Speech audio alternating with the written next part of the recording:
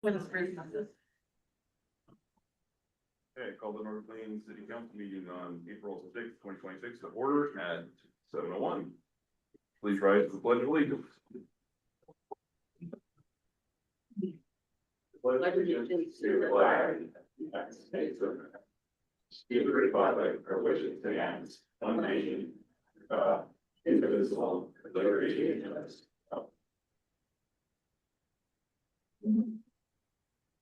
Great, with you, roll call, please.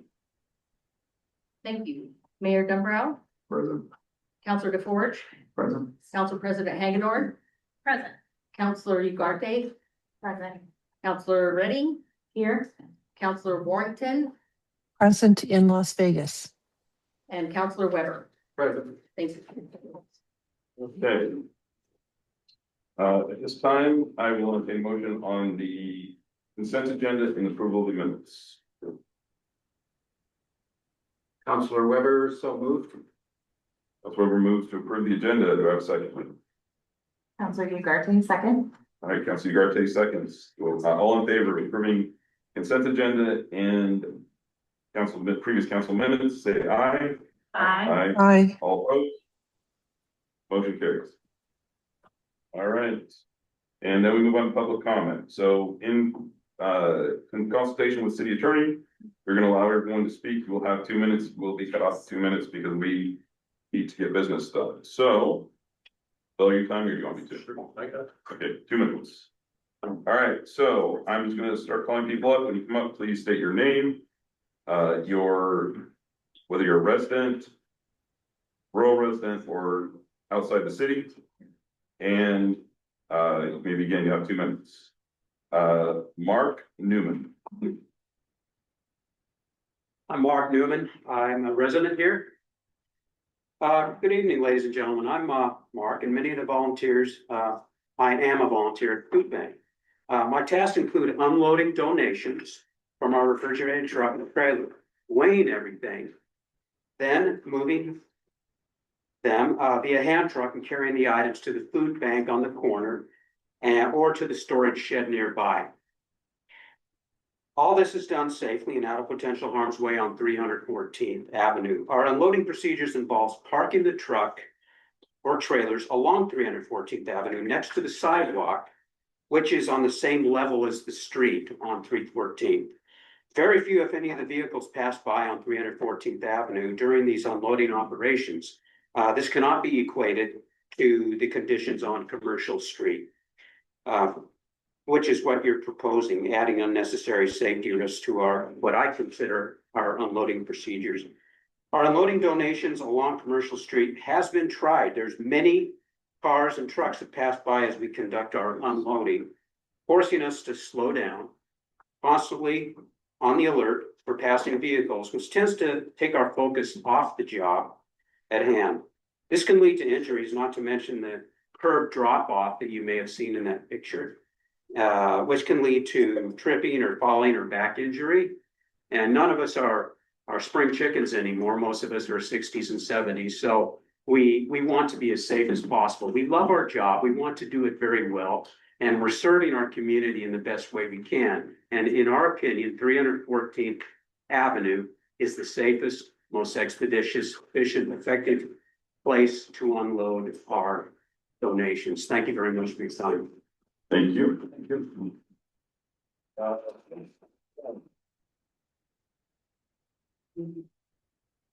Was Hank Plum, sorry, I'm mispronouncing this. Bloom. Oh, sorry. Would you be willing to give Hank's time to me when it's my turn? to speak? No, if he's not here, we'll move to the next. Okay, well, I'm Hank Bloom. I'm not a resident. I live in Banks. I'm the volunteer driver for the big truck. And we bring in about 2,000 to 3,000 pounds of food on pallets every Monday. And then on Thursdays, we bring in food from the various grocery stores. And it's a lot easier to unload on 314th than it is on Commercial. I feel it's not safe to take the pallet jack and you have to maneuver it, and with the traffic, I prefer to do that. Thank you. Thank you. All right.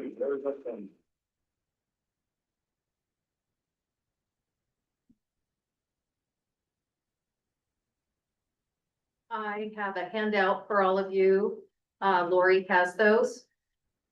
Since I only have 2 minutes, you guys can just read through that and I'll just do some highlights.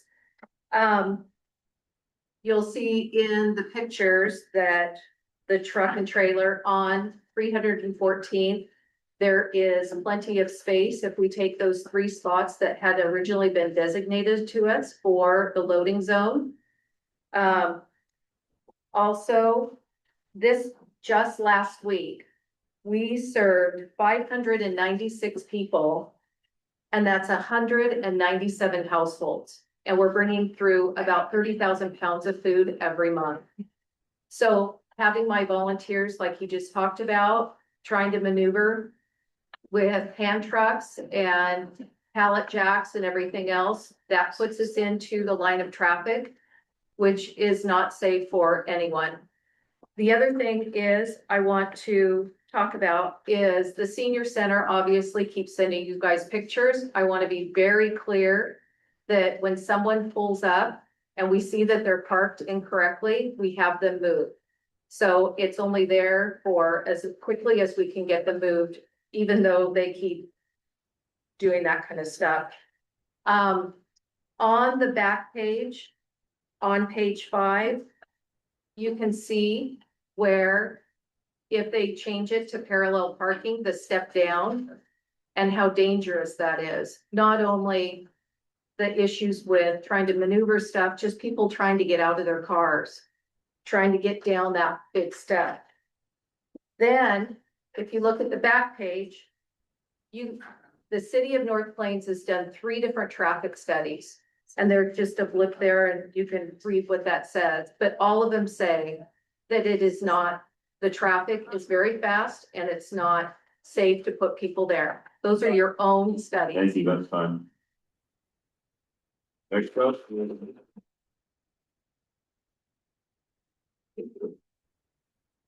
Don't come to the podium after the second time, I'm gonna move on. So Richard, this is your last chance. Okay? No.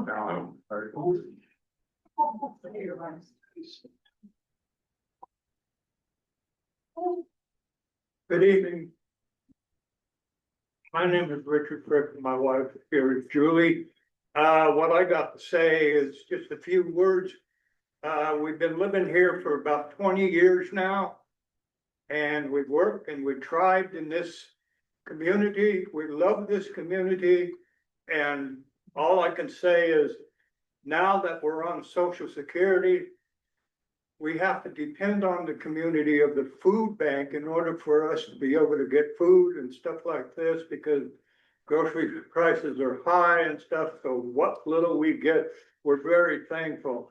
And I'm saying to you people, you work for us, we don't work for you.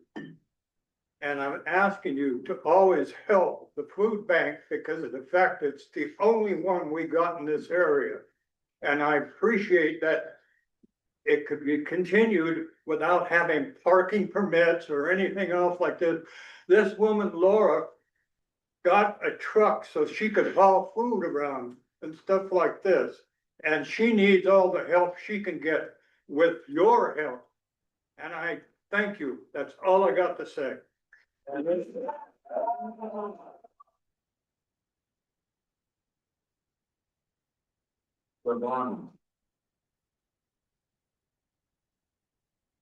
Last call, Ivana.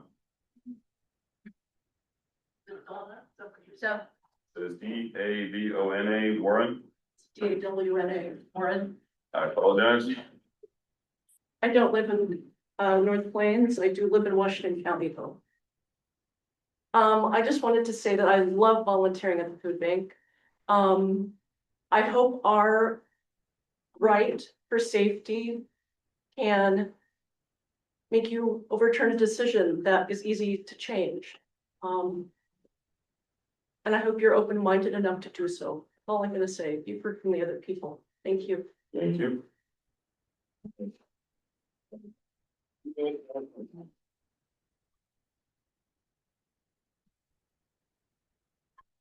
Good evening, Mayor and Councilors. My name is Linda Gallis Merton, on behalf of Strong Towns North Plains. We have members in all of 97133. We're here to address serious concerns regarding the city's policies on food insecurity and the food bank, which serves people experiencing a lack of regular sustenance. Informal staff declarations have been made about changing the location of an already approved public loading zone outside of the public review process.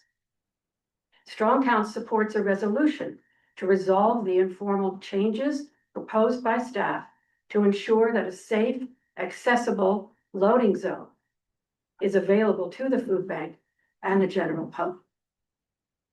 First, a matter of authority. Council has the sole authority under the city charter, chapter 7, subsection 70.04B12D, which is entitled Powers of the Council. There you will find that your authority includes the establishment, removal, and alteration of loading zones. This authority is yours, full stop. The staff is required to implement and administer the council's resolutions as iterated in 7005. Finally, as mentioned earlier, we urge this council to pass a resolution that establishes a public loading zone on 314th Street where it will be safe and the food bank will not be exposed to significant injury or liability. This is within council authority as established by charter. Thank you.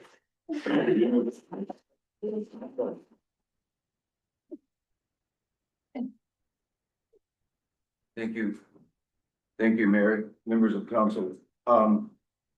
Essential to service of the food bank is a safe and accessible loading zone. So I attended the 1222 code compliance meeting with the city planner and other staff. And the only comments at this meeting about the loading zone is that it should be set back far enough in order to ensure clear vision clearance from Northwest Commercial Street. And then on 1228, the loading zone was proposed to be changed by staff to Northwest Commercial Street in front of the building. Reasons given for this post-approval action was to accommodate future crosswalk and ADA improvements. To justify that, staff brought out previously unseen concept drawings. However, evaluation of these drawings show the loading zone could be accommodated regardless. Now here, staff cannot pick and choose from its archive materials as the basis to change and improve development application.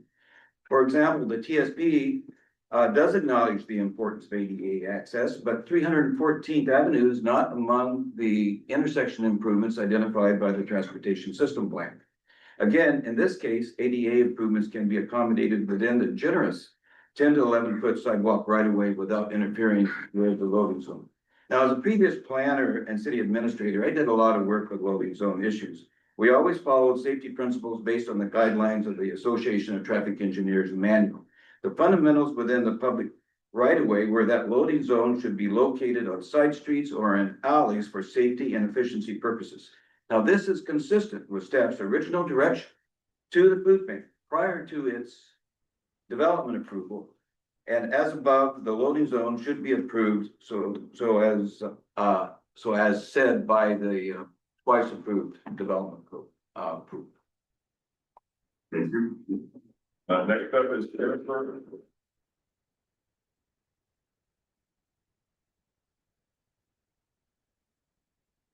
Mayor and council members, my name is Jennifer Brager, and our office, Tomasi Brager Dubé, represents the North Plains Food Bank.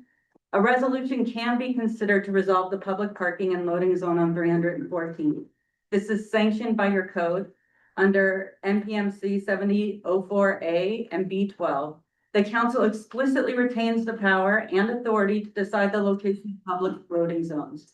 Taken together, the city council shall exercise all municipal traffic authority for the city, and subsection B states that powers of the council include establishment of loading zones. The staff report issued to the public for this item after 5 p.m. on Good Friday of Easter weekend acknowledges that the land use process for the food bank was finally decided on November 13th, 2025, and no appeal followed. Thus, the express findings of satisfaction of the loading zone requirement and the location of the loading zone were material facts for support of the design review approval and gave the food bank the assurance it needed to allow the decision to become final. The decision for the loading zone requirement states in its finding that staff has received approval from City Public Works to establish a temporary loading zone on the eastern side, northwest 314th Avenue, designating the northernmost 3 angles parking spaces as 30-minute loading spaces from 7 a.m. to 12 p.m., Monday through Friday. During all other hours, the subject parking spaces will be available as public parking. The above criteria is satisfied. The food bank had no need to appeal the decision because the finding establishes a safe and accessible public loading zone. The quasi-judicial process is over and the council can adopt a resolution. The resolution would be a legislative decision-making. And please do not forget that your election to office means the public relies on you for your policy positions. Thank you. Thank you.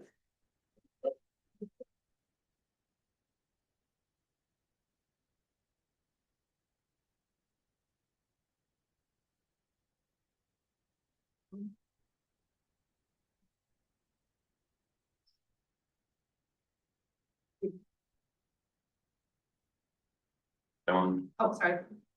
Here, I'm trying to take care of this.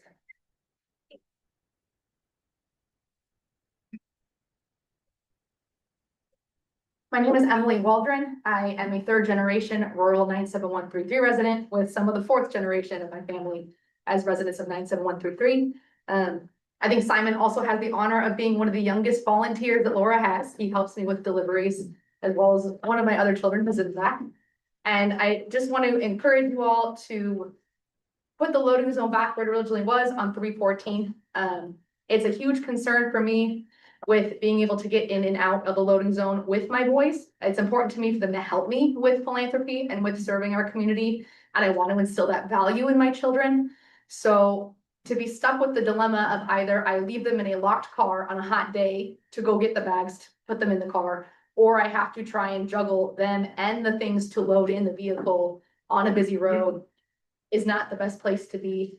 So I just encourage you to return that. I also similarly have a thing that I want to bring up of a concern because it says in the agenda that all public comment has to have someone's name attached to it. Yet there's submitted public comment in your agenda that has a name and a residency redacted. And I'm curious what the rules are to be able to be redacted because I would love to anonymously give public comment sometimes, yet I can't. Thank you very much. thank you. Jennifer?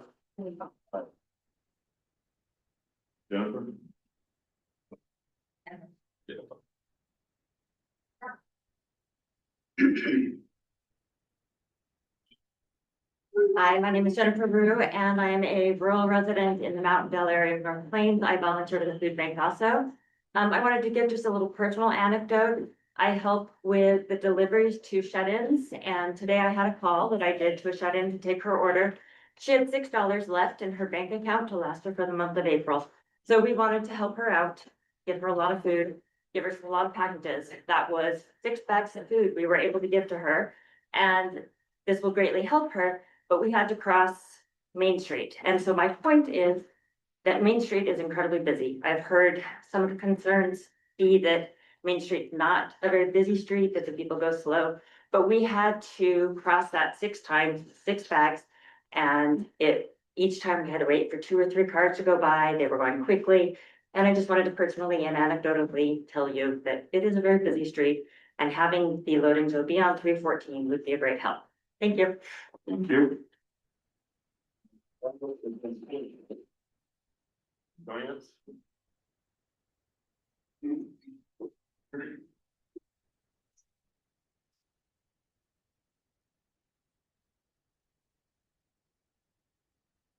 Hello, I'm a resident of Washington County, and after hearing all the public comment tonight at your city council meeting, I can only assume that none of the people in leadership have ever provided direct services to the community. As someone who provides mutual aid, it's very troublesome to me that the city council would make an organization who is bridging a gap to provide needs for the community that you're supposed to serve and make them spend money on legal fees when you're the ones that move the goalposts. At a time when the federal government is gutting safety net programs and they're using SNAP benefits as leverage to get what they want. So are these the values of North Plains? To cause further burden on organizations who have been feeding the most vulnerable? I urge you to rethink your stance. The money that is being spent on legal fees could go very, very far to feed your community. So if you cannot recognize that you are disconnected from the community, this is a lot more dangerous than I imagined.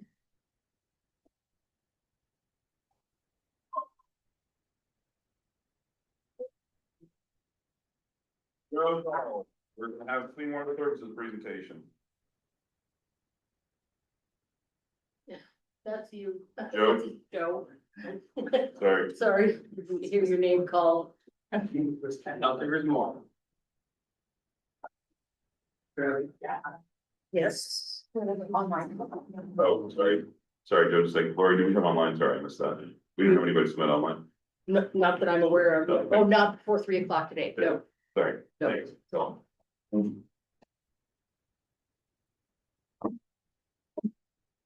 All right, sorry.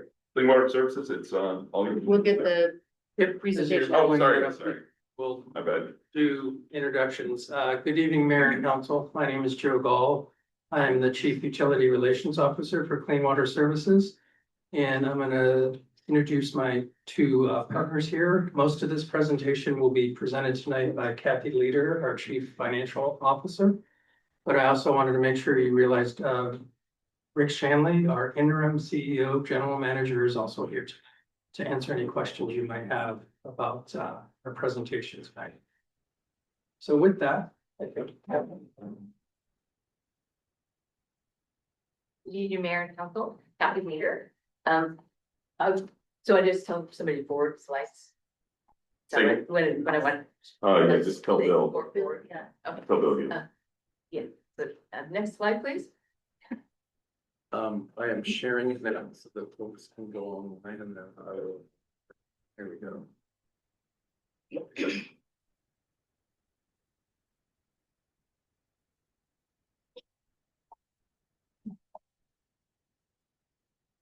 That's it. Yeah. Great presentation. Okay, so today, first, we're going to talk a little bit about the historical rate increases that the district has had with our customer base. Then we're going to define regional and local services. And we're talking a little bit about our cost of service study cost allocation process that just got completed in the district. And which is the basis of our financial forecast and 10-year rate plan. It's like.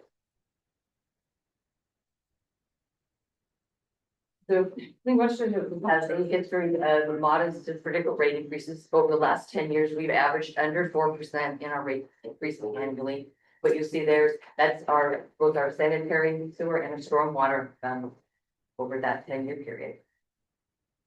This last year, and we completed a cost of service allocation methodology date. The last time we had one done was back in 2008, and it was asked of our board and the cities that we reevaluate the service levels between our two different utilities, the sewer and stormwater, and also what the different services we provide, regional and local, and making sure that we're the cost allocations are equitable to the different services provided. Next slide. So this is the monthly rate that a residential customer in North Plains pays. It's on the sanitary and stormwater services. So you see there in the first block, the 2026, that's the current rate that an average customer in North Plains would pay at $66.95 per month. And when we move over to 2027, that is the proposed rate that we have that we'll be putting into our budget documents for the year. And it's at $71.23 per month for a customer. It's about a $4.28 increase in monthly rate for a average residential customer. And those outer years, 2028, 2031, those are the projected rate increases based on our current plan for operating and capital programs at the district. Next slide. wanted to make sure and have a clear understanding of the service area that Clean Water Services serves and the different types of services that are provided. So the whole light green area with the black outline, that is Washington County. And inside of there, we have the larger cities that provide full utility service. So they bill our regional rate, but they have a local program. So they do they set their own local rate to cover their local services. And that's those blue areas: Forest Grove, Cornelius, Hillsborough, Beaverton, Tiger, Tualatin, and Sherwood. Then you see the light brown area, that's urban unincorporated Washington County. And then the cities of Gaston, Banks, North Plains, Durham, and King City. And those customers, Clean Water Service bills them directly and provides all service. So they did the regional rate along with local services for those customers. Next slide.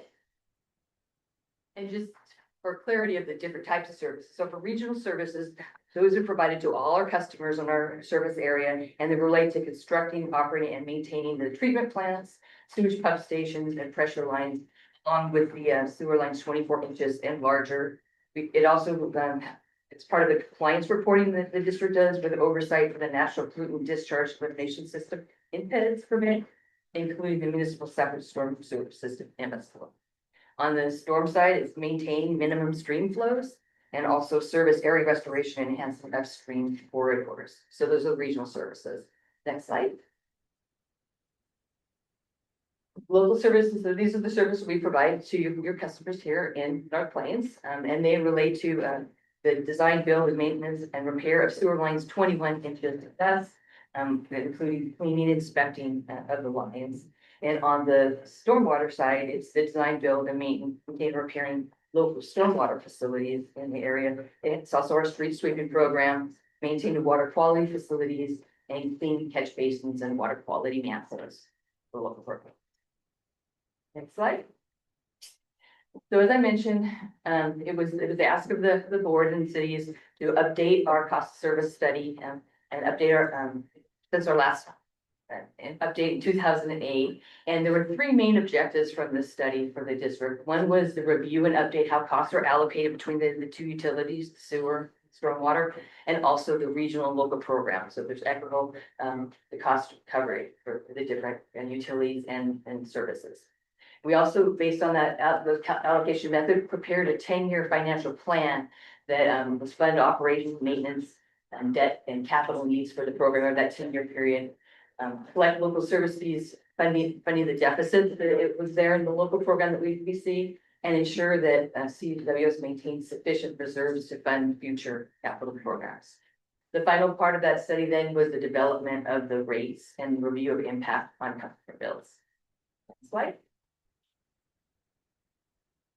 So first, we're going to talk about the local sewer program. So the bar graph, the bars are the costs, total costs annually for operating maintenance, debt service, and capital. And the dotted line, that's the revenues collected based on the projected rate increases. So as you can see, in the first 5 years or so of our local rates won't cover the cost of operations, so we'll be using some reserves in order to operate.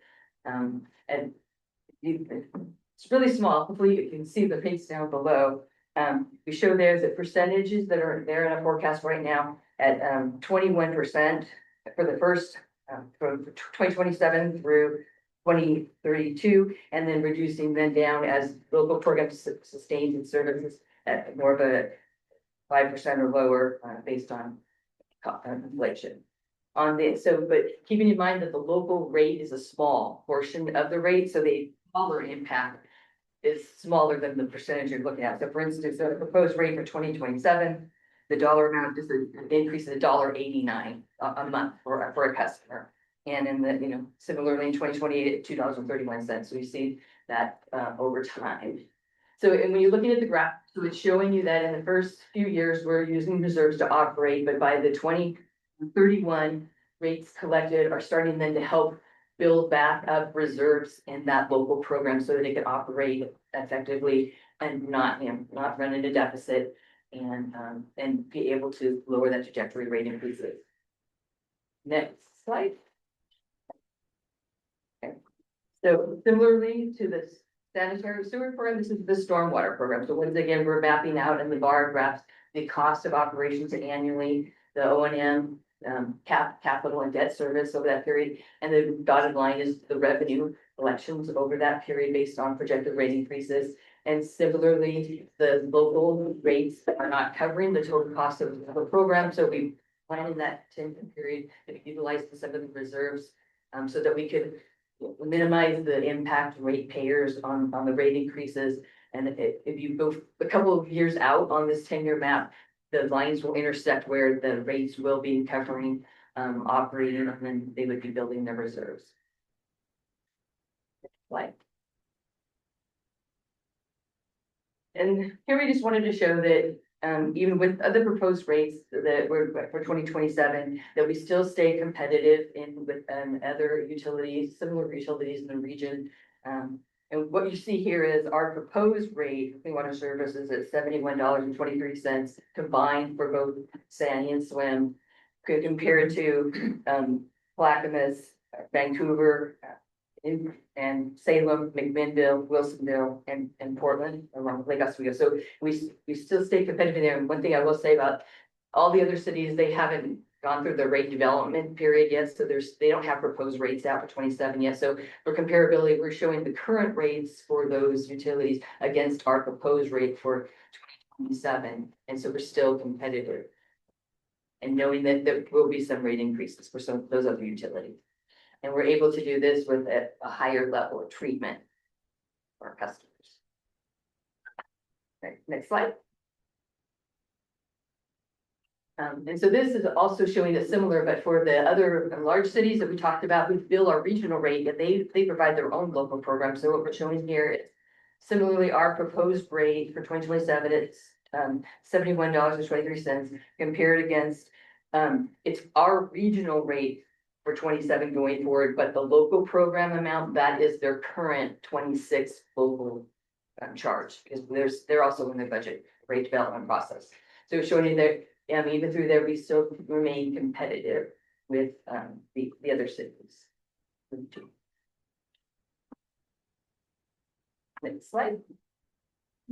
So what are the key drivers for our costs? Our capital program. We have a significant capital program, and in the current and next 5 years, we plan to spend over $754 million on sanitary sewer related projects. 90% of those being those regional ones in our pump station treatment plants, and 10% on the local program. Next slide.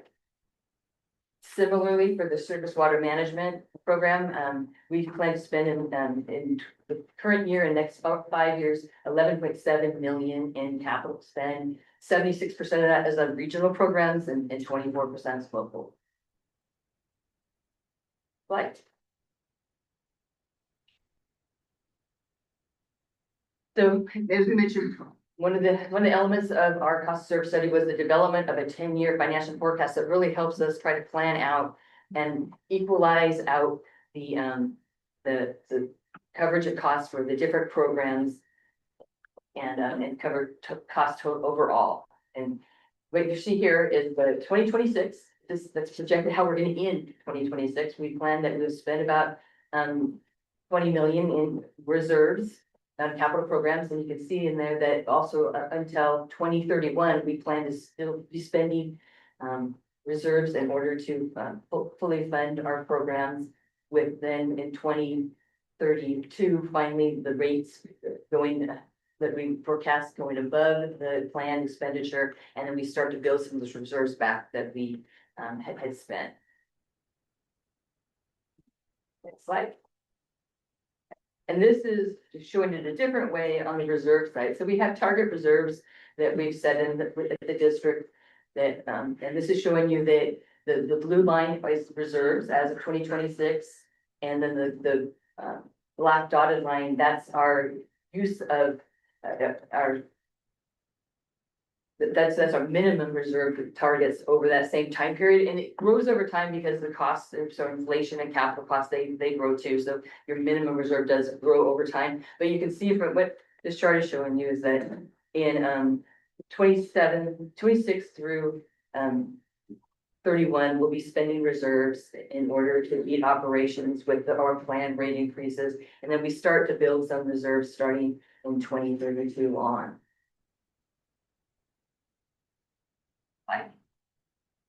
Sorry. And next slide. So this next slide is really just talking about next steps for the board. April 14th, we're gonna be taking this cost allocation methodology to the board for adoption. And at the same time, we'll be taking our reserve policy and targets to the board for adoption. April 17th, our proposed budget goes out to the budget committee, and it will include those proposed rates for 2027 in the development of that budget. May 8th is our budget committee meeting and public hearing, where the budget is approved after deliberation and public comment. And then on June 9th, the board is going to hold a public hearing once again to consider any revisions to the adopted budget before the budget is adopted for fiscal year 27. And the budget and those rates go into effect July 1st of 2026. One thing I will add too is that during this next year, we're going to be doing a utility billing feasibility study. And as part of that study, we're going to be looking at options that we might have for providing emergency system assistance and customer assistance programs, recognizing the impact that rates do have on customer base. That open for any questions. Counselor? Start with Counselor Warrington, since she's online. Do you have any questions? Sorry, I do not have any. Actually, I do have a question. So Clean Water Services is going to raise their rates starting July after all of the things that you discussed. I'm assuming that that rate increase will be targeted on the water bill for the North Plains. Is that correct? So our city will see that increase on our water bill. No, actually, so this is sewer and stormwater. So you get a bill from Clean Water Services and you get a separate bill from City of North Plains Water. Okay, check. Thank you. No worries. Anybody else? It's Counselor Ford. Thank you, Mayor, and thank you for that presentation. Question, so data centers have been controversial. Currently North Plains doesn't have any plans to build data centers. Are these rate increases that North Plains payers, are they subsidizing these types of utility activity for the communities? I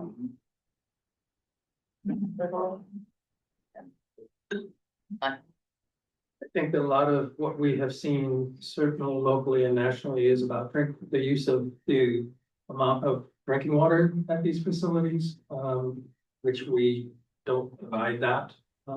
There are obviously wastewater issues of what's coming from those facilities, but we don't see levels of high use from those, and those would be charged to those companies in terms of how much waste they would be sending and what that context was. So it's certainly something the governor has a task force right now looking at the wastewater issues, because I think that's an area that we need to look as an industry even more in terms of data centers. But most of what I've seen and read is about the amount of water provided that is drinking water, not our water.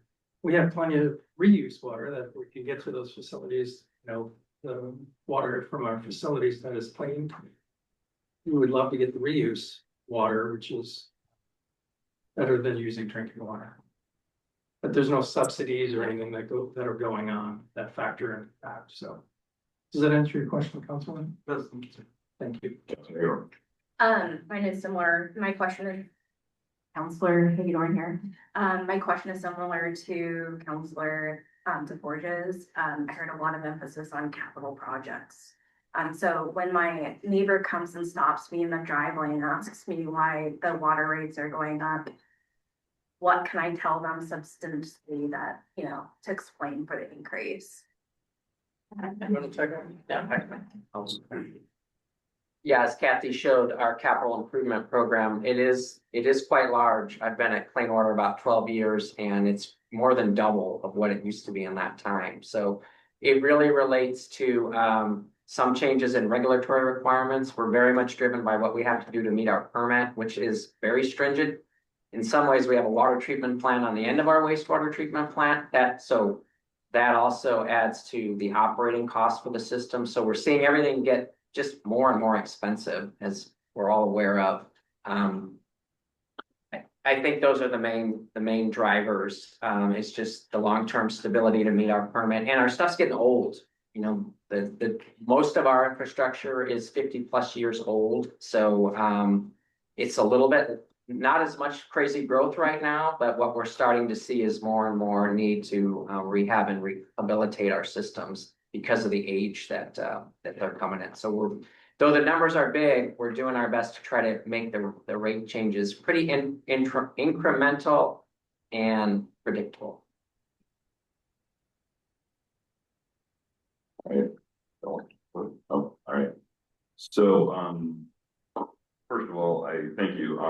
And for the councilors that haven't attended, you definitely go to the Clean Water Services, is it called? CWS Essentials. Thank you. I knew something. And they'll walk you through a lot of stuff. So I get why. The question I have is, what areas are you looking to make, substantive cuts or find efficiencies, and sort of bad AI joke here, where we can start to help without completely increasing all of the, we're gonna turn that up, where you're not increasing all of the rates as quickly, but you're still able to increase reserves. Are there areas, I guess one thing is, there are areas you're able to find more efficiencies as you go forward? I can hit the highlight. I'm GM, but as part of my interim role, I was the engineer, so I like to talk about innovation and efficiencies. Definitely, but outside of that, in the current GM role, we are not adding any new FTEs this year. We're really looking at, we've set up some ways to look at the vacant FTEs that we have and making sure that they're really very much in line with compliance needs of Clean Water Services. So those are that's a big example, honestly, for us to hold FTEs flat. We do have, I think if you look at the comparison of our rates to others, by all rights, we really should be more expensive because of the level of treatment we have. So we invest a lot in technology, yes, and looking at ways to do things for less. And we have 2 pilots going on right now that prevent us from needing potentially building a brand new basin. We find ways to try to maximize the capacity that we have, and we have a group of folks that look at those types of things. So if you come to Essentials, we love to show those examples. That's what I'm most proud of as being part of Clean Water Services, are those ways to try to really save the big bucks in the capital, as you see, but we have a responsibility to have very efficient operating expenses as well. Yeah, I will piggyback on your plug, Mayor, for CWS Essentials. I know a lot of the counselors are fairly new in their local service to North Plains and the roles. We'll probably do a CWS Essentials. We usually do one at the beginning of 27 because we have fall elections and we'll have a lot of newly electeds. But you don't have to wait. If you want to go on a tour of one of our facilities, those are really, really valuable to walk the facility, ask questions. I was the former city manager in Sherwood and before joining CWS, and until I joined the utility, I really had no idea the complexity of what goes on at the facilities and how expensive our capital investments are. And I think when you're out there actually getting a tour and having a conversation with our staff, and we're able to kind of ask those questions, there's a tremendous opportunity there. Things we build at our facilities are very expensive. Lots of concrete, everything's more expensive, but lots of concrete, and just a $20 million investment at Rock Creek, which is our main facility in Hillsborough. One new, what was it, the clarifier that was put there? Yeah, that was clarified. And that was, I believe, in the $20 million it was range. More than that, yeah. More than that. Which, again, not from the utility world, but coming from the city world, I was kind of a little shocked at how expensive our capital investments are. And that goes back to your question, Counselor, talking to someone, why are these rates going up? A lot of it is because of the capital investment we have to make. Do you have anything else to say? Not really a question, but just I'll add on to that. As I've come into this role in the last year, whatever, so I've spent a lot of time in third world countries for various reasons. Not always my choice. And, if you look around, a lot of this is public health related. A lot of things that Clean Water Services does, some of our other utility providers do are public health. While I don't want to pay more, I certainly understand, but I will always push back and say, can we find more efficiencies? Same thing sorry, Bill, but same thing I do with my assistant manager is what can we find that's more efficient? Because that's our job. But we do understand, we do appreciate, the, presentation. Last chance, any questions from council? Counselor Pittman, I'm sorry. Okay. Hey there, Councilor Ugarte. I just want to say thank you again for your presentation. I know there's a lot of behind the scenes work that many of us physically don't get to see, but we take for granted. I did just have one question, just as I was kind of reviewing a preliminary budget. I was curious, it looks like there's a research and innovation lab scheduled to be completed fall of this year. It looks like maybe the total project cost is $66 million. I'm just curious, in this economy, of course, especially at a city level, we're all making those sacrifices and having to postpone projects. I'm just curious if you can explain a little bit about what is this innovation center and what is the outcome and kind of the thought process going into that for such a large cost. Sure. Yeah, that project started some years back. We bought a that was previously owned by TTM. In large part, we have a very large lab. We have to do hundreds and hundreds and hundreds of samples. And our lab that we have is really at the end of its useful life. Like there's literally pictures of duct tape and we've had leaks, and the ventilation system in a lab has to be very robust. It's dangerous. So we pieced that lab together for a long time. The entire first floor of that facility is just the lab. It's taking place of a lab that we currently have at what we call our ABC, our administration building complex. So the project is the lab. It's driven by that need. We do have some of our work that's done out there on the innovation side, or we don't really like the term research. Our research is all geared towards compliance. So the research that's going on is relating to regulatory compliance needs. And so we do have spaces in that would put us in the research category, because we're developing methods to test for, I don't know if y'all heard of PFAS, but that's been in the news a lot. It's that stuff on your pans and there's a lot of big potential regulatory things. So we are working in that arena so that we can be prepared to be in compliance. But yeah, it's a very expensive project. But we feel it serves a very important need for clean water services. Thank you. Any final questions? Councilor Warrington, any final questions? No, thank you. Okay. Thank you all. Mayor and Council, thank you. Appreciate it. Yeah. All right. And we got through that without making any inappropriate jokes. That's impressive. All right. I heard this. UTV PAC meeting updates and council representation. Councilor DeForge, Catherine, give me updates. No updates for me. Good. Fiscal 2022 on update. I believe that's Bill. Thank you, Mayor. So yeah, we just confirmed with email communication today with city staff and Marina that we have all information in for our SEPA, our schedule of federal expenditures. Basically, for FY 22, the large new water reservoir behind the Kendall Public Services building was funded ultimately with what were federal funds, and so the FY 22 audit has to reflect reporting on the expenditures on that project, and so that's all in. Then we also have a standard questionnaire about controls and procedures regarding how those monies were spent and how those monies were monitored, controlled, and accounted for. So that's kind of in the process of going in with Marina reviewing and going into the auditor, and after that, we'll hear and see where we are, on that basis, so. Staff and Marina mostly have everything in, that's been requested, and we're just looking for next steps from the auditor. Okay,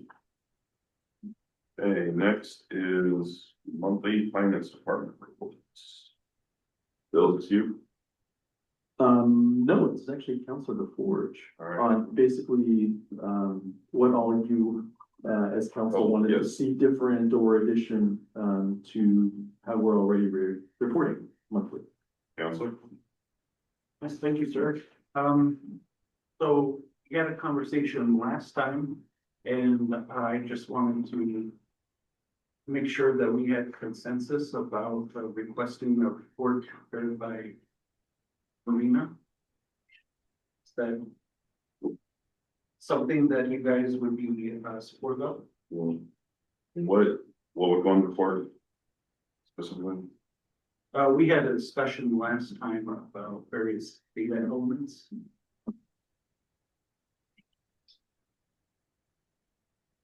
Counselor, ready? Comments? Council Redding, do we know the cost of adding this report?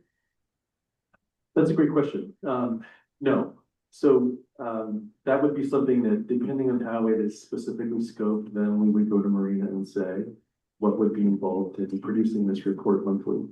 But without kind of a very specific scope of work of what you want from Marina, I haven't gotten a cost. We do have an expanded proposal from them for review that we will likely bring back to you all the next meeting to go over.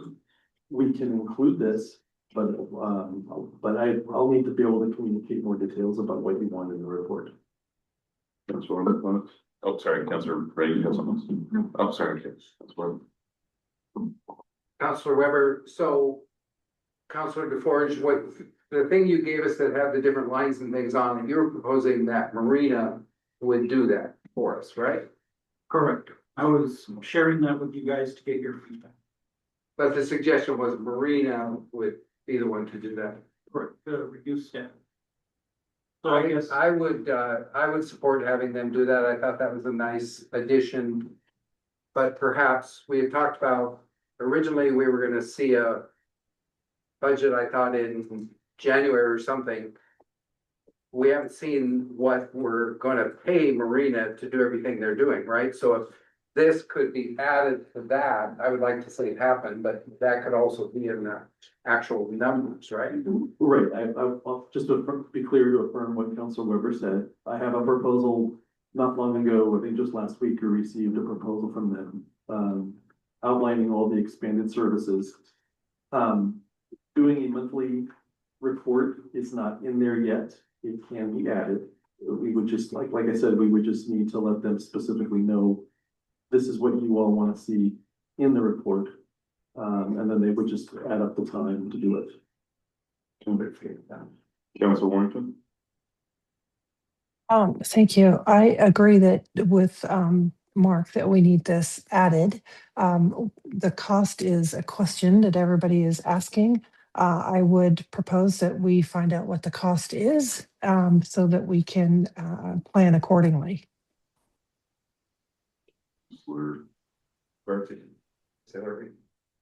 Yes. Councilor Ugarte, just a clarifying question for Councilor DeForge. Based on the handout you presented to council last meeting, the line items specifically you were looking for on this report include the legal and professional services, any accounts with budget variances greater than $25,000. URA to city transfers and contracts signed for this fiscal year. Are all four of the line items aligned with what you're looking for in this report from Marina? Thank you, Councilor Ugarte. Yes, that is my suggestion, and based on our conversation last time, it felt like we were alone, so I think if you guys are okay with this, what I would ask the city manager to do is to have a conversation with Marina and come back to us with a proposal. I'm aligned with that decision pending a final cost basis from Marina. Counselor Ingram. I'm aligned. I will say that I'm aligned with getting the cost. I'm not aligned with doing it until I see the cost, because I don't want to spend money until I know what it is, but I would like to see the numbers and a proposal from Marina, and then if council thinks that it is a good value for money, then I would be aligned. Does that make sense? Yes. I think what you were looking for, council. Yes, sir. All right. Oh, go ahead. Question here, Counselor Hagedorn. Question for city manager. We discussed this at the last meeting, and I believe we wrote down requirements of said report. Do you have sufficient direction to proceed? I mean, thank you, Councilor Hagedorn. I think I do. I mean, I basically have the sample report materials that Councilor DeForge gave to you all, and it sounds like that's exactly what you want. And also, the reason why I'm asking personal interest, because I requested as a part of that report, another line item, which was a list of legal spend based off topic. Oh, okay. Thank you. Okay, so I think we have consensus that we would like to see a cost and a proposal when Marina comes back to us with the big proposal. Does that work for you, Bill? Absolutely. Yeah, thank you. Thank you all. All right, and we're gonna move into new business, but before we do that, we're gonna take call it a 3-minute recess. That'll put us at the top of the hour. And we'll be back at 8 o'clock. We're back in session at 8:02. Sorry, this is a little longer. Okay, so next item is land use staff report of our Plains Food Bank. So I'm gonna bring staff up and Bill, staff, whomever's Rowan.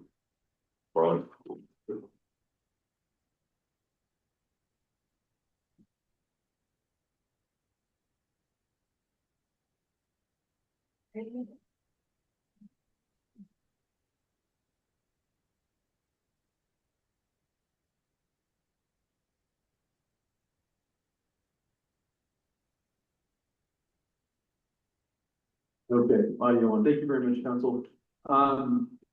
So there's been a lot of communication between staff and city attorney to you all via emails. And then over the course of last week, city council gathered or sent to staff and the mayor a number of questions regarding the process and stages of staff decisions or coordination on issues regarding the North Plains Food Bank, and it's from a land use perspective, as well as the public right of way loading zone issue adjacent to the North Plains Food Bank. In the packet is a very summary, it fully treats kind of the timeline of issues that have come up and how they've been handled, but there is the staff report in the agenda packet that you all got, and hopefully had a good chance to go over. Earlier today, we sent along to you an itemized list of all of the different questions and answers, very specifically in the details, and those were printed out.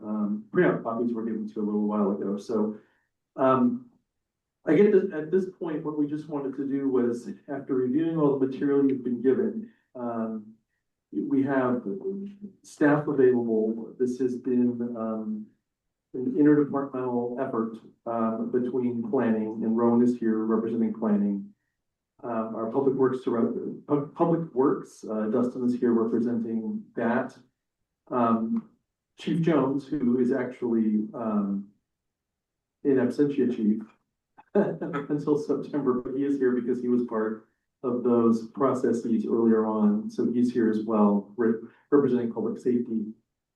Also out there, I'll mention is Brian Feeney, who is the city engineer and consulting engineer with 3J. And so he can be here as well for any questions. So the bottom line here is we just kind of wanted to,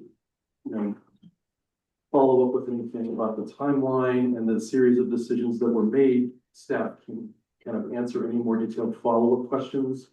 Our plan wasn't to walk through the staff report because it's just kind of retreading information we've given you before. But we wanted to drill down on anything and follow up if you care to. The city attorney is also here and has been involved all along the way regarding how we've had to look at this, and how we've had to handle different aspects of this at different stages.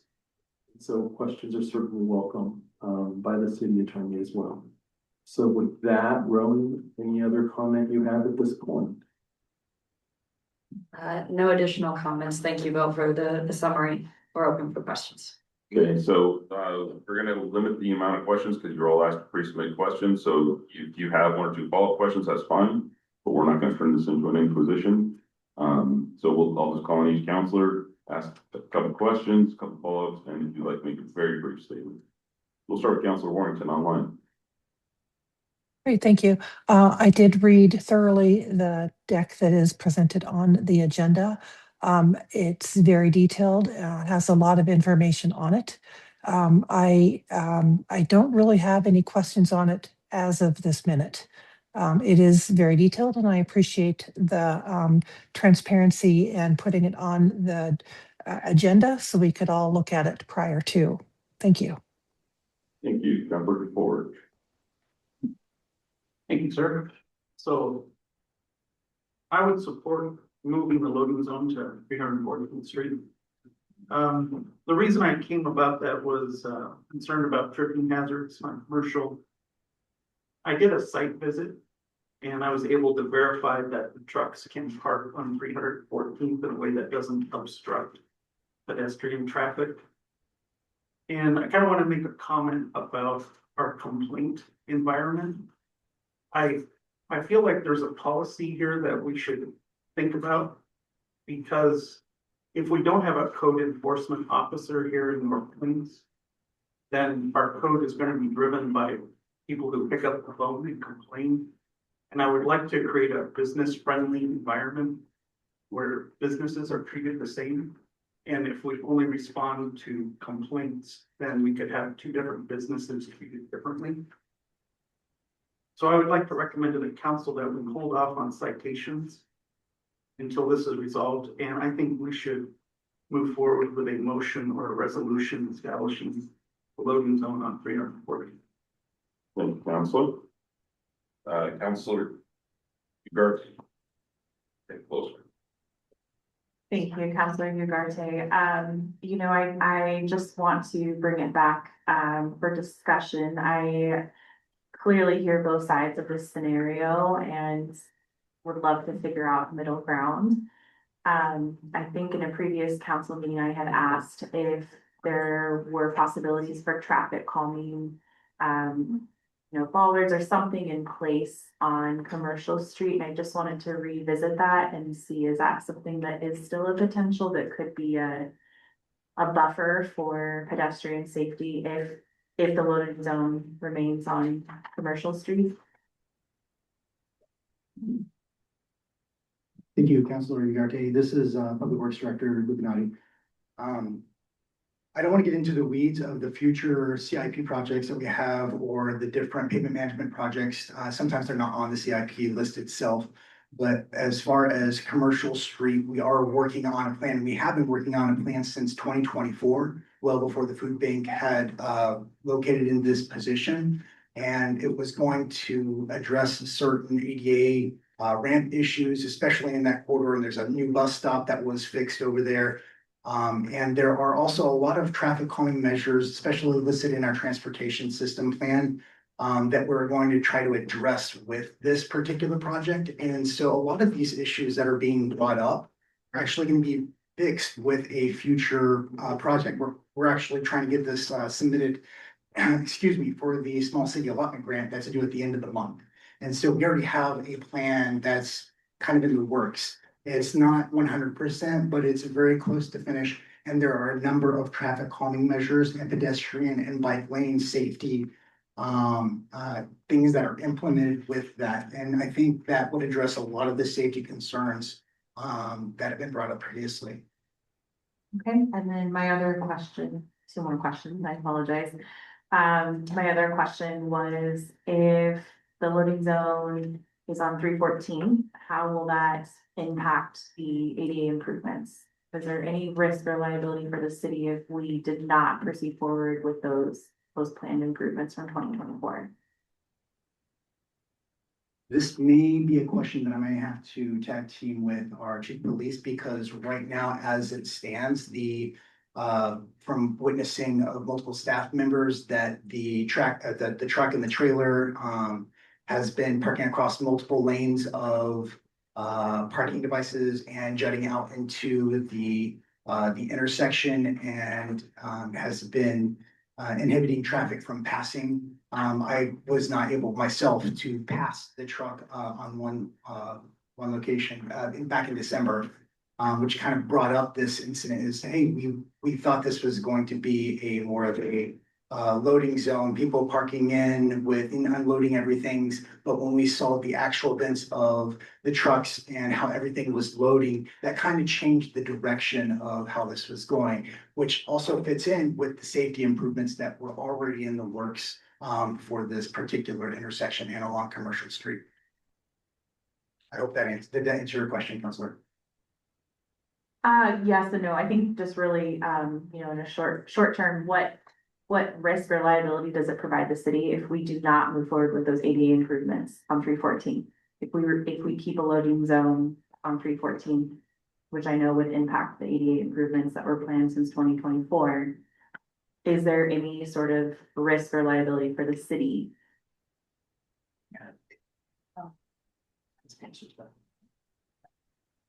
I think I might be fit to address some of the concerns that you're having. First, I want to provide clarity that there is no loading zone currently established, and so staff will go forward either as planned or with direction of the council. If a loading zone is set to be established, we will go forward with the measures of signage and striping to establish a loading zone. As the parking is currently arranged, we can accommodate the ADA improvements as planned. If we were to install a loading zone on Northwest 314th Avenue, it would need to be installed such that it wouldn't impact those upcoming ADA improvements. Dustin has more of an idea of exactly how far in the dimensions to avoid conflicts. I believe that dimensionally it is not impossible. Functionally, creating a loading zone where a large truck or a truck and trailer can properly pull in entirely outside of the area of travel without blocking the intersection or encroaching on the ADA improvement area, and without significantly impacting existing on-street parking. That is the challenge presented to us. Particularly of note is keeping that area of travel clear and making sure that people can safely navigate on foot, on bike, or in a vehicle around that parked box truck or truck and trailer. Okay, thank you. And I think the bigger picture I'm just trying to wrap my head around is what is the financial or risk to the city if you know, we choose option A and it turns into a scenario where a pedestrian is injured and there's a financial or legal risk to the city that we have made a decision and it was not something within typical best practices or code, and then now the city is held liable because we have recreated a procedure, I guess is what I'm trying to say. I'll defer to the city attorney on this. This thing's on. Jody Gallivan, city attorney. I'm not gonna go too into detail about liability, if council decides to, install the permanent, loading zone against staff recommendations. But generally speaking, it is, there are reasons, there were very specific reasons that have been communicated to you ad nauseam as to why they decided that Commercial Avenue was the better fit. And if you decide to disregard them, that's absolutely your power. Just know that it's in the right path, and that will be hard to defend. Thank you. Councilor Reddy. Given that the loading zone is intended to function as a shared public improvement for multiple properties within the commercial core, were other nearby businesses or organizations consulted as part of the evaluation process? If so, what feedback was received and how was it incorporated into the final recommendation? Staff did not conduct additional business outreach. We made the decision based on, for locating the loading zone, based on professional analysis of the existing parking conditions in downtown North Plains. Is there any objective data to support the relocation decision, like traffic studies or incident reports? We made the decision based off of staff observations of safety concerns, evaluation of the transportation system plan for conformance with the cross sections, and review of the downtown improvement plan goals and objectives. Lori. You one more. It just kind of comes back to what you said, you know, if we choose staff recommendation, or if we choose what the community is asking for us, someone gets hit in either spot, what is the city's risk?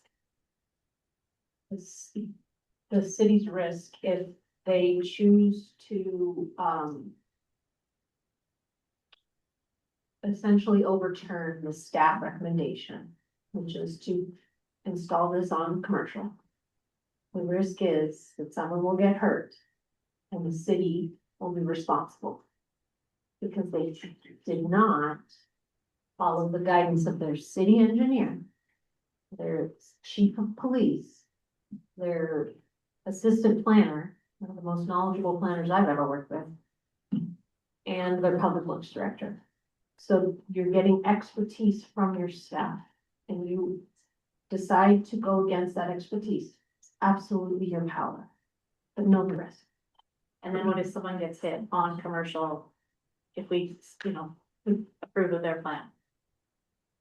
If someone gets hit on commercial, you mean a food bank volunteer or anyone?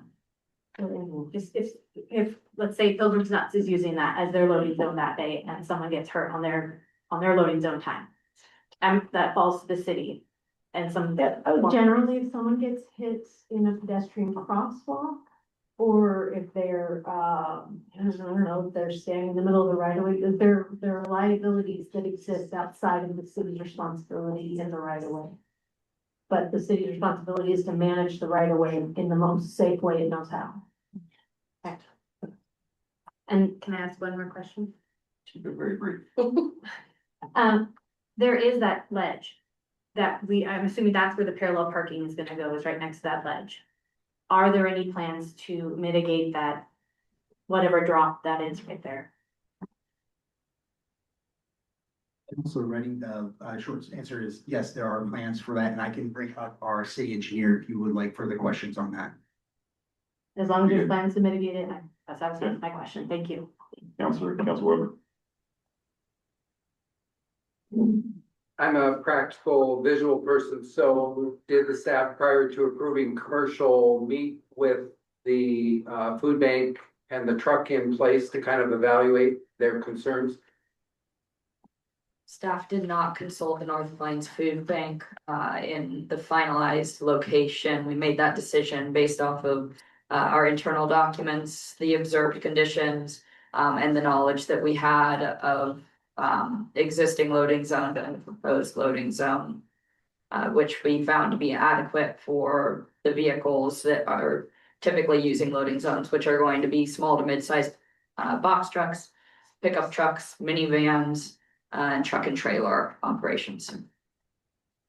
Why would it not have been appropriate to simply have them show up with the truck and show you their concerns that they had already tried doing it and had concerns? Why would that not have been a really important step to meet with them and let them show you those? At the time, this is an administrative decision about right-of-way management, not a community outreach project.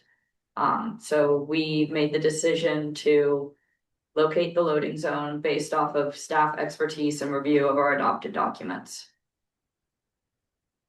I mean, I would just say for my statement as Councilor Weber, after I've spent a lot of time visually looking at both sites, I think 314th is the preferred site.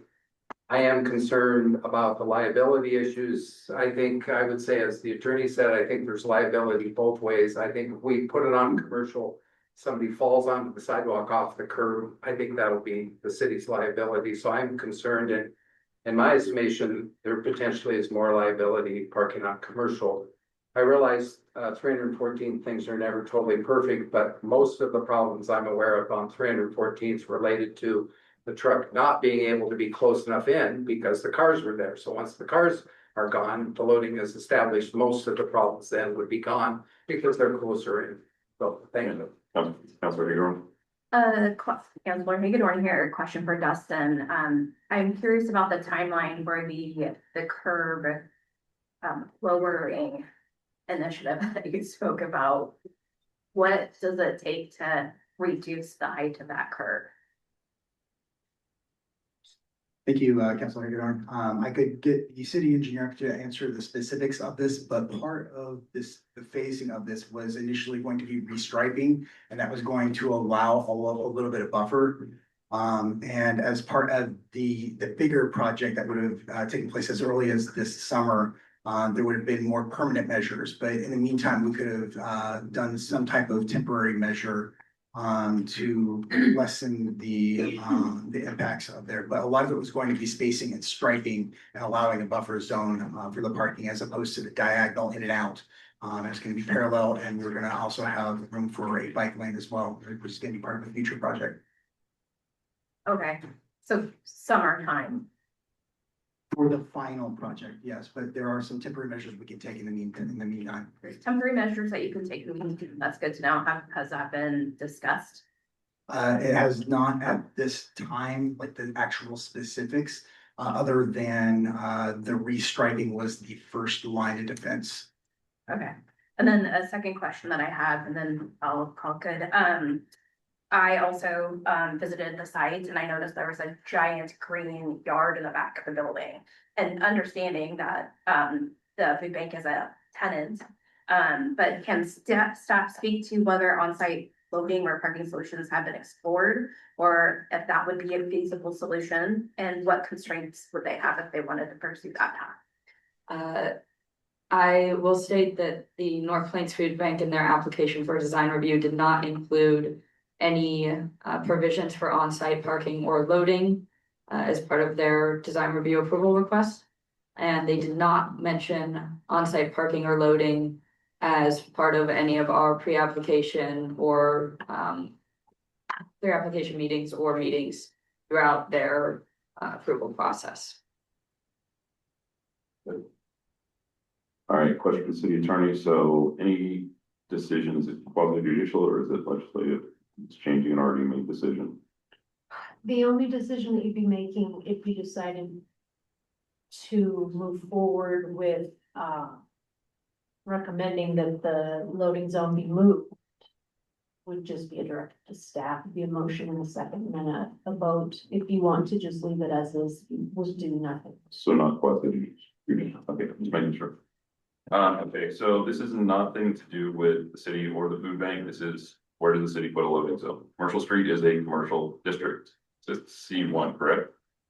Yes. C1, thank you. So to make sure. So the city does need to put its loading zone where it will have the most benefit. Understanding this may not be the ideal location for everyone. Our job as city council is not to pick and choose. Our job is to put the loading zone where it makes the most sense. We've heard testimony from staff who are the experts on where the loading zone makes the most sense on some remediation things to address the concerns that were brought up at the food bank. That being said, council may make that decision to make a change. However, I'm going to recommend strongly against it because you're going to put the city at a great deal of liability. Actually, the liability is very high if somebody gets injured because they missed that stop sign. And also, we need to keep in mind, and I didn't check this, but I'm pretty sure you can squeeze a fire truck through there, but it's going to be tight. We already have several things we need to look at in the city that I need to actually send to Rowan as questions later on places we cannot get fire trucks or we can get them in, but it's pretty difficult. And so we need to be looking at this with planning commission as we think about our new code. So further restricting a very narrow street doesn't make a ton of sense. working, with the city staff, say, hey, we have a remediation plan, great, we can get it done by summer, great, that doesn't seem like a huge issue. So my suggestion is that we trust city staff. If you disagree with city staff, that's fine, but the last time I checked, none of us went to law school, none of us are engineers, or at least not licensed engineers. So it's my suggestion that we let the staff do what they're gonna do. And if it becomes an issue, we'll consult with staff and with city attorney and follow guidance from people who actually have gone to school for this, not based on opinion. I will also say, I fully support having a food bank. I think it's a great thing, but we also have to look at the needs of the entire city, not just specific businesses or nonprofits within the city. So we can still protect the food. We can do both things without moving the loading zone or changing the loading zone by putting it where staff has suggested. So that's my suggestion. And with that, I will turn with council any resolutions or to do nothing.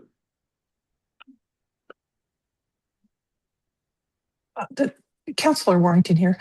You had asked if we had any questions about this, and I didn't have any questions, but what we're all discussing is what we want at this point. So is this the time of the meeting that we discuss what we want for future, or are we just asking questions? Sorry, just trying to clarify what we're doing here. Go ahead. Did you want to state your case or your opinion? Okay. Myself, I would like to do a motion for an agenda item for the next city council for a resolution on this. The food bank loading zone issue has been discussed, written about, commented on at great length tonight and for several weeks. We have all heard the city manager position as well as some of our North Plains residents, the food bank proprietors, attorney, businesses, etc. With all the information provided, I believe the next step is a motion to add to the agenda item to the 420 council meeting to include a resolution that distinguishes the northeast 3-angle parking spaces as a 30-minute loading zone, Monday through Friday, 7 to 12, as outlined in the city code 70.04. I have a resolution written in my hand that can be reviewed by the attorney if needed. So, Mayor, I'm wondering if I can get a second on that request. It's not a resolution, and Councilor, it's an instruction to staff. So we would need consensus from council to make an instruction to staff. So, but what I'm hearing is you are proposing that we your motion is to move the loading zone to 314. 314th, yes. Okay, that would be my motion. Do I have a second? Councilor Ford, second. Okay, Councilor Warrington moves to move loading zone to 314th. Councilor Ford seconds. All in favor? Actually, I'm gonna do a roll call because it's gonna cost us money. So, Councilor Warrington. Aye. Councilor Ford. Aye. Councilor Gardy. Nay. Councilor Reddy. Nay. Councilor Weber. Aye. Councilor Hagedorn. Nay. And Mayor votes nay. Believe motion fails. Okay, motion fails. Staff will is directed to move forward with the loading zone. Thank you for the comment and thank you all for your passionate input. And we will move on to city manager report, city council business calendar.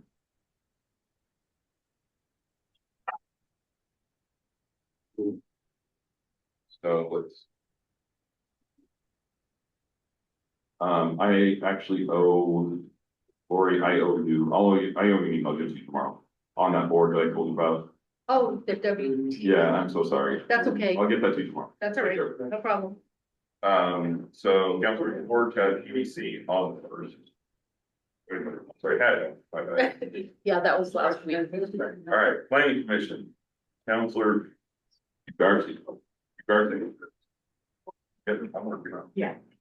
On the 8th. Councilor Ugarte,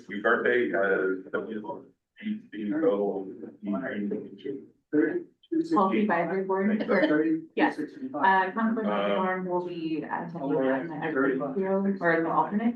Hey, Six. Mayor, Yeah, we're having a council meeting, so if you're gonna talk, please go outside.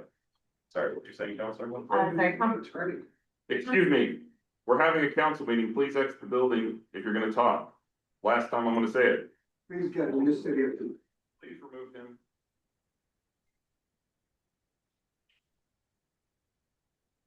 All right, sorry, Councilor. Continue. Councilor Ugarte, Councilor Hagedorn will be attending as my alternate for, Policy Advisory Board on Thursday. And I will be emailing, the chair as well to let them know. okay, thank you. That's what I was gonna ask. Let them know. Perfect. I have WCCC. Second Monday, so I think that's next Monday. Check with all me. And, oh, actually, I do need somebody to cover Parks and Rec on the 13th, because I will be out of town and have to work like that. Then that's next Monday too, so that's your That's WCC. two. Oh, no, wait, Parks is a week from tonight. I thought that was Tuesday. You're No, right. it's always second Monday. All right, yeah, so I'm gonna need coverage for both, sorry. Anybody? I can pick up, I'll pick up WCCC if no cover it. Excuse me, one Excuse thing, me, we're having a council meeting, sir. I don't care. Excuse me, sir, we're having a council meeting. You are, Thank you. that's all I can say. You are wrong. You're not working for the people. Okay. So. Is someone available to take Parks Yeah. next Monday? I'm, hey, Bart. Monday, the. Or, 13, 14. I can, If I can call in, put my name on it. yes, absolutely. Okay, thank you. Sorry, I would cover for you another one. Okay. Council Weber has library on 15, and then city council calendar, please. Okay. And then I think that's it. So, and if anybody else needs to make swaps, please let Lori know so she can help, and please just send it straight to Lori so we don't have any public meeting violations like this with us. Thank you. All right, and with that, Bill, anything? Oh, Lori, sorry. They need to get their updates. Their council updates. Yeah, no, I was good. Okay. I just want to check with Bill. Anything else on city manager reports? Yes, sorry. No, that's why I asked. Mayor, okay, so first off. We have either April 22nd or 23rd, Wednesday or Thursday. Set aside as good days for a mid-biennium budget committee meeting. And so, I need to hear from you the preferred date of those two. So that would be Wednesday, the 22nd of April, or Thursday, the 23rd. And that meeting, we do budget on a biennial basis, so that meeting is getting the budget committee to return together. Talk about where we are, in terms of spending money and things, project, progress on different initiatives. And where we are, spending versus budget, and then kind of looking at what needs to happen over the second half of the biennium. Given where we are, and then any other kind of financial policies issues to talk about too. So, Councilor Hagedorn, you have a question. Of course. What time would these start? 6 o'clock is when we tend to start them. Okay, would there, if traffic in Vancouver is not friendly to me, would I be able to follow it? Okay. I think good. Yeah. Yeah, we can't. Always. Yeah, we can't limit to Yeah. in person. You guys, So would you need this like phone in the whole time, or would you be headed this way? It would be heading this way, so possibly no, but that's good to know. I'm just saying, been busy, so that's good, okay. What's fair to say is that the first part of it is just talking about kind of a detailed update on city finances. So, and all this information will be sent out ahead of time. So if you're gonna miss any part of it, you would want to miss the earlier part of it. So or if you weren't participating directly, it would be the first part. Okay, thank you. So those two dates seem to be the best to do that. So do we want to pick a date? Is that what we're saying? Please do. Yeah, does anybody have an objection to either date? I'm good for both, so. I'm so the throwing it out. 22nd is a Wednesday, Correct. 20, and that is Is that library thing? No, No, because it's Nope. the fourth. that's right. We started on the first, so, okay. Could we just email them out? If I Can we just need to vote check a for the couple second? things. Yeah. My vote would Okay. be the 22nd. Oh, no, not the 22nd. Not the 22nd. Thursday. 23rd is preferred, but yeah, so everybody email Bill or Could vote. could you email us? Yeah. Confirm Yes. the dates and then we'll get back. Yes. Make sure you don't play, you'll be CC'd. The following week is the library birthday, otherwise we would have picked Oh, right. those dates, so. Keep that on the calendar too. Exactly, yes, the 29th. Library days. Let's see, to move things forward, we got the budget committee covered, Noodles and Doodles are on Thursday, it's Noodles and Doodles, but we do recognize volunteers, so it'll be great to see people there. And then just kind of a quick report on the Northwest Managers Conference in Sitka. What came out of that one actually was, what I heard from cities were kind of the same issue I've had and I've communicated to you. It's been tough getting visioning, strategic planning consultants. We are not alone in that. There's just a ton of different agency and planning and strategic planning needs and not very many people who do it. So what I visited with the mayor about and what I want to kind of put for you all to think about is, I think we kind of have to get on people's waiting list for anybody that does a good job. And anybody that does a good job, not only like the previous person we had that helped you all with budget priorities and pillars, it kind of turned into these walls of text resolutions, and it did inform the budget process, certainly. But what we didn't get out of it, because we aren't working with kind of consultants who do it a lot, is kind of collateral that comes out of it that then goes on the website. It's the basis for all of our actions. We evaluate everything that we're doing based on all of that, and it's all graphically oriented stuff. That's what, if you as a council are agreeable to waiting and getting on a waiting list or on a consultant or two that do it that way, I'd be happy to do that. But I really think that if you agree to that, it would go a long ways in better communicating to the public what we're doing and why. And it would just give us a leg up on that as well. So just putting that out there for you. What does everybody think on waiting a little bit to make sure we get somebody to go offsite? Make sure they're worth it. That's important. That's ready. Good, waiting a little bit. Okay, yeah, I think we're good. Thank you. Oh, sorry, hold on, Councilor Warrington. Yeah, I agree. Thank you. Thank you. Yeah, the visuals will be helpful to me at least, because Well, we can just implement it on the city website. People can go and see what are we working on, and that's the idea. Not just it's buried in some resolution somewhere. Or Yes. a PowerPoint slide. Yes, exactly. You have a lot of PowerPoint. So with that, I'm done. Thank you. Unless you have no questions. Any questions for the city manager? Okay, we'll go, I'm gonna give Councilor Warrington a few minutes, to collect your thoughts. We'll start with Councilor DeForge on council reports. Thank you, sir. My metro meeting was canceled last month. Like you said, I attended the econ team, they had a tourism focus from Washington. And I had discussed being able to talk about the FY22 audit. I'm going to defer that for another point, so that it's a perfect. Thank you, Councilor. Councilor Ugarte. Thank you, Councilor Ugarte. I don't have any council reports yet. However, I did just recently complete or graduate the Washington County Sheriff's Office Community Academy. So I got to see, so just some behind the scenes things. I attended as a resident, but I highly encourage any resident to apply. Usually it's in a newsletter with Washington County. And you get a lot of behind the scenes, once in a lifetime opportunities. You can also get tased if you are so brave. Again, once in a lifetime, hopefully, right? Me. But that I would just encourage any of my peers and community residents to apply for the community academy. With that, I will pass it to Councilor. You're not writing marketing material for us. All right, Councilor Reddy.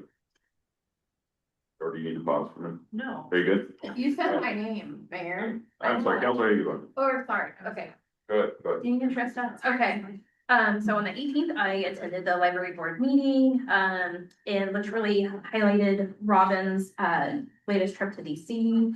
Lots of pictures, and she really did a good job of connecting how her advocacy efforts are really helping to, she was mapping them to kind of the library funding and national library initiatives, which was great to see her work in action. Now, what was especially interesting was the photos of Wyden and Mercloni's office, which focused on the carpet. Yeah. So I Tell everybody what the carpet is. It was Portland Airport carpet. So Mercloni's, all of his carpet was the Portland Airport carpet, and then only Wyden only had like this little square. So I don't know what that meant. I wanted to know how he sourced it. But it was kind of interesting to see. So it was interesting to see how the other side of the Made world it all the lives way to Washington in DC, our little Portland carpet. Exactly. Also, friendly reminder of the Friends of the North Plains Library recently opened, so go buy some books, and the North Plains Library birthday party coming up. So that's very important. One more update, WACA. I feel like I've been talking about them a lot lately. I don't know why, but there was a meeting on the 30th. Which, it may have not been the 30th. No, I think it may have been the 30th. The last couple weeks have been a blur for me, but I wanted to flag an issue that came up at this meeting in particular related to how cities request information from 911 and dispatch centers. So the issue in particular came up about after a situation with another city, where an elected official directly contacted dispatch to request data, and dispatch fulfilled the request, but it raised broader governance and liability concerns, understandably.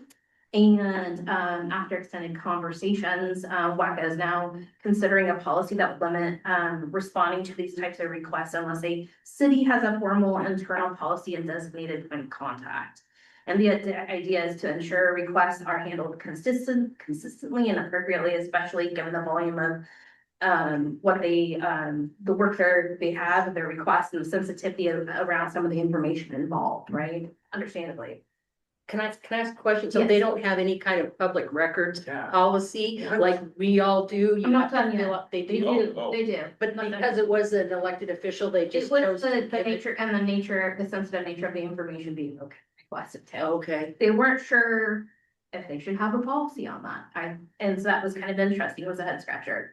So if that policy moves forward, cities would need to clearly define who is authorized to make requests, such as a city manager, mayor, police leadership, and establish a simple, consistent process. So this is, so I'm not asking for us to decide anything tonight, but I do think that's something we need to get ahead of course, and rather than handle informally. So my ask is for the council, if we're comfortable with staff monitoring this as the situation develops, looking at what other cities are doing and bringing back options for a simple, low-cost policy that would help us with these requests.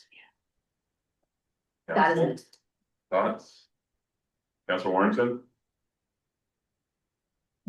I think I need to process that for a minute. That's it. We're kind of all sitting My here. brain's kind of exploding at the moment. Yeah. Councilor Redding, any? I need to read it. I'm gonna read it. Yeah, that's a weird one. I So, thought of that. and feel free. Do something. Well, I was just gonna ask, Councilor, so just to make clear, an elected official called WACA will to get confidential data, Data, what- sensitive data. yes, sensitive data. Okay, okay. So, so then I guess what I would just say is, it would not, I am positive other cities have responded already or in the process. So if this council is interested in us looking to see example policies elsewhere, the bottom line is that staff, if council has concerns about something from a public safety perspective, council should be directing staff to get that information and then brief council on whatever the applicable policy is that data would be needed for, rather than an elected official doing it. I'm happy to go out and see what other cities are adopting. I think my input is there should be one line that you go final public records request with our city if you really want it, and then Lori will figure it out with chief. But that's just my opinion, but I'm good with Bill going and looking into. I'm just a little mindful that this happened, but I would say staff should probably look into this a little bit, decide, like, come back with a recommendation would be my suggestion. I don't know what you guys think. We need more information. I don't think we can Yeah. say it, but maybe more info. I think my request is, the situation, the nature of the situation be discussed with the director of WACA. They'd be more than happy to talk to you and give you some If that would make sense. updates on the situation. But in particular, thinking about the, political climate and current events. And some of the, we also have elections, think about. So that's also another layer and lens here. So we need to be cognizant of that, the request will deliberate, and also there's also legal implications that. would have. Real quick, Councilor Warrington, I think you were gonna say something. I'm in agreement. We just would like probably more information back, review and come back. Yeah, Bill, I think now that I understand the problem, I think we probably need more information, but Yeah. seems like something we want to prevent. I think, I think. Well, I'm stunned that WACA isn't prevented. Well, me too, but now I'm nervous, so we should probably at least have information on this. I'd be more than happy to do that, absolutely, and just come back on the 20th and kind of let you know what we're going to do. Thank you. Well. All right, well, let's just keep going. Councilor Weber. Counselor Weber was excited to attend for the first time the Metropolitan Area Communications Committee. My first meeting was done in executive session, so I have no comments. Wow, you got to go to the big boy meeting right off the top. That's Well awesome. done, sir. Anything else? Councilor Redding. Counselor Redding. Bill, I'm gonna have you on the audiovisual update. Oh, Yeah, so, no, great question. So, our tour of Staten's facility, to take a look at very specific example of the improvements that we would be doing.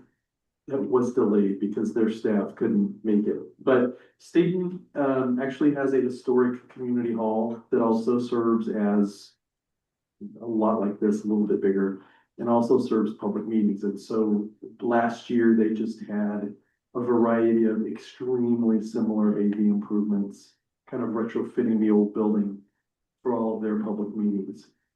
So they first invited us, the contractor and the city of Staten, to come and take a look and just kind of see the functionality, because they also went their hall. But so it's kind of almost identical to what we're thinking. And then after we take a look at that and decide that works for us, these things don't, then we can kind of narrow down how much money it's.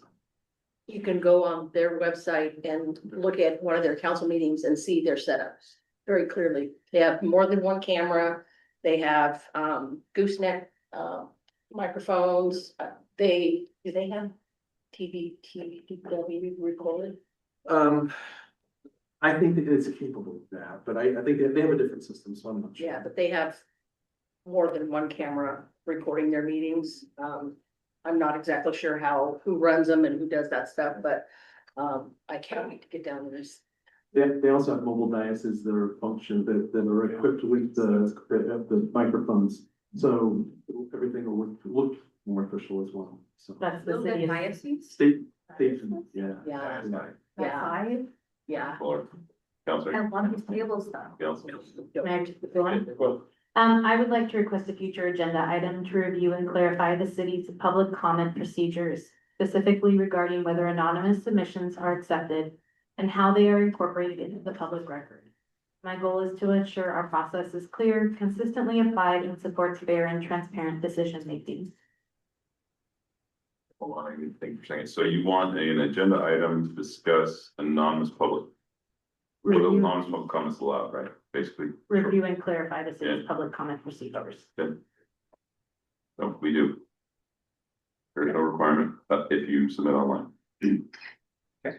So. Yeah, I have it from Emily Manzar, the other city attorney, basically. While the city requests that commenters provide their full names and residency status, that information is not required in order to provide a public comment, either orally or in writing.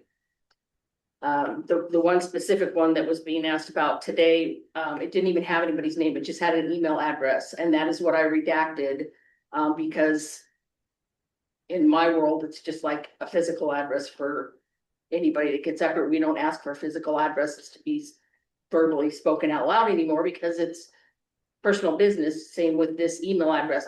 I emailed the person back and asked for their name for the record and never got a response. They didn't sign anything. It's strictly an email address. So before we respond, it's Jody, is there any First Amendment issues with this item? We go to discuss it, that we need to be worried about? I think you can certainly add it to the agenda. I see nothing wrong with talking about it. I don't know, I'm guessing Ellen was reading your rules, is that what she was interpreting? Okay. Let's see, your rules are your rules, you can write them as you wish. I just want to make sure we're not No, violating something that supersedes our rules, that's all. are you thinking like right to privacy law? Yeah, but I don't even know if that applies, that's why I was kind of getting, no, okay, I just want to make sure before we No, say you're yes, fine. thanks. You're good. So what does council, what would council like to do? Would you like to add this to the agenda? Sure, yes. Yes, with a caveat that we have a list of future agenda items. Maybe we can like all sit down and rank which ones we think are the most important.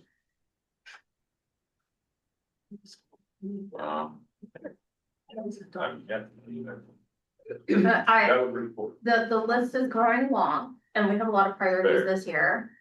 So, I just wanna make sure that. we're Bill, do you have a thinking long about list? Agenda items going on?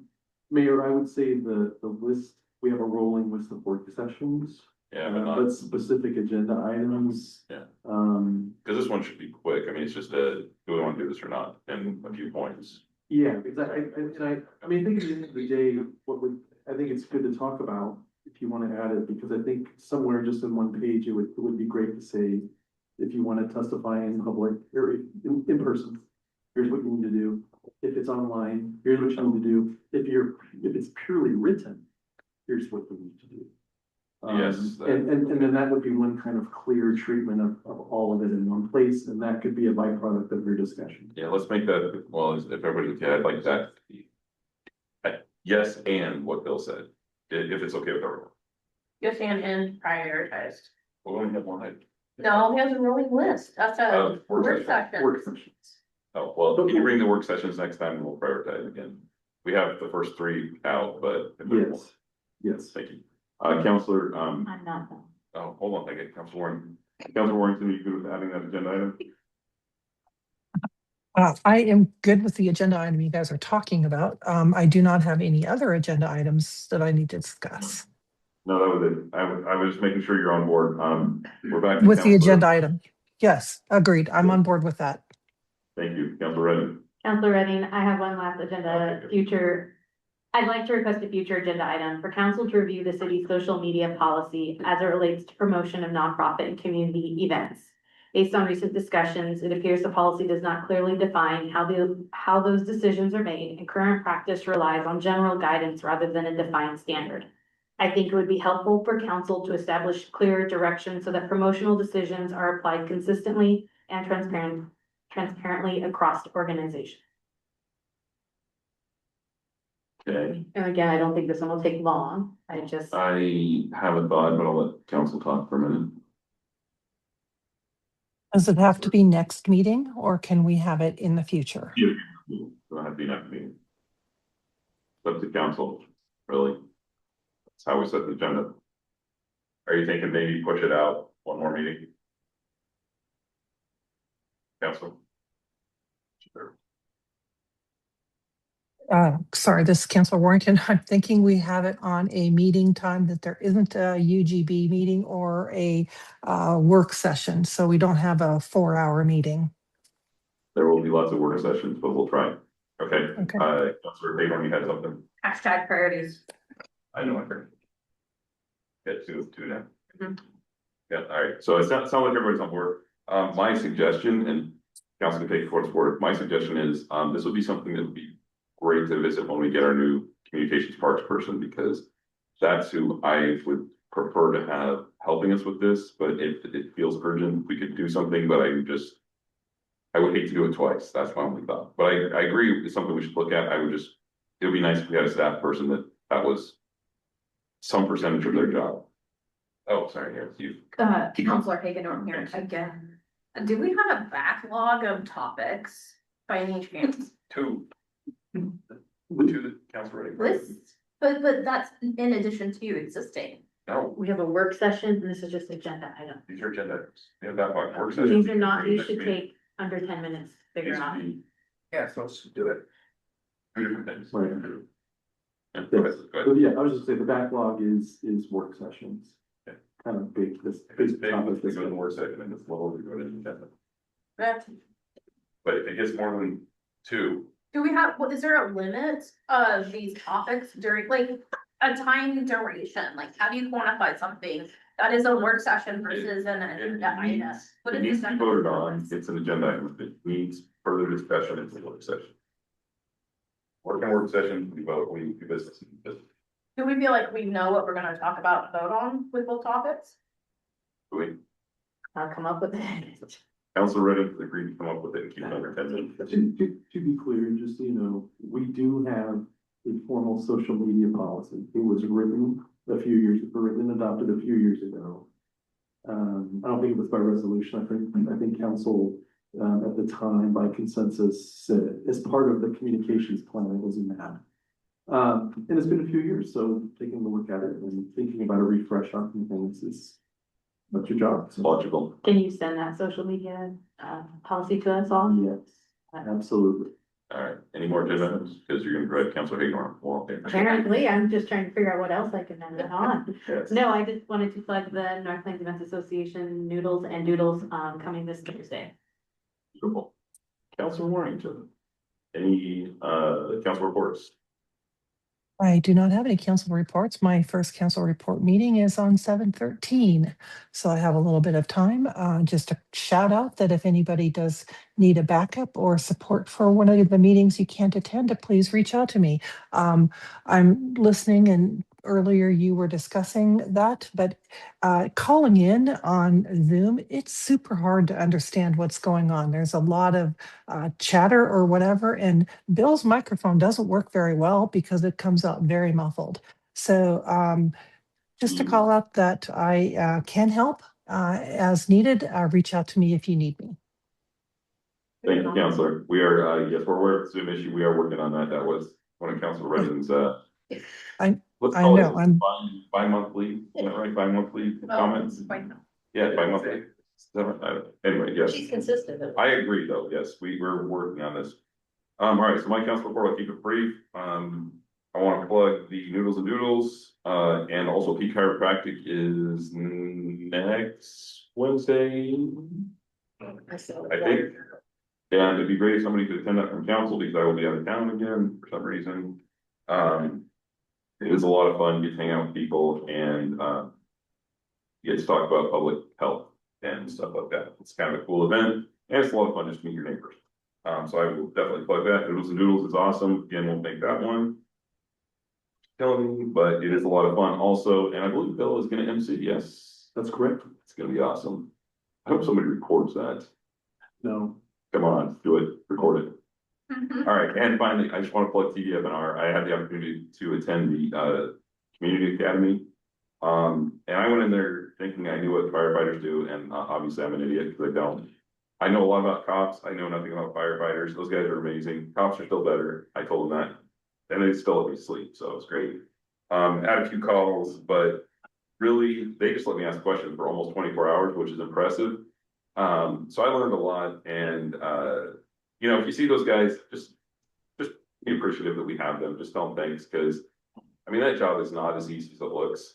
You know, it's a lot of sleeping, but there's also a lot of crazy calls, like, and you just get to sleep and then you get woke up and it's not quiet and the lights all come on, and it is a little terrifying, and you're trying to run to the truck and get your pants on and you're half asleep and tripping over. No, it's terrible, but they are super nice guys, really good. Had a lot of fun, so I can't plug it enough. And also, Councilor Bacon point, if you can possibly attend Washington County Sheriff's Office Academy. It's a great event. I haven't done that one, but I've liked them. So it's a good event and you'll enjoy it. And with that, I believe that's my staff report. And I think we're good. Okay, we're done. So we're adjourned at 9:00.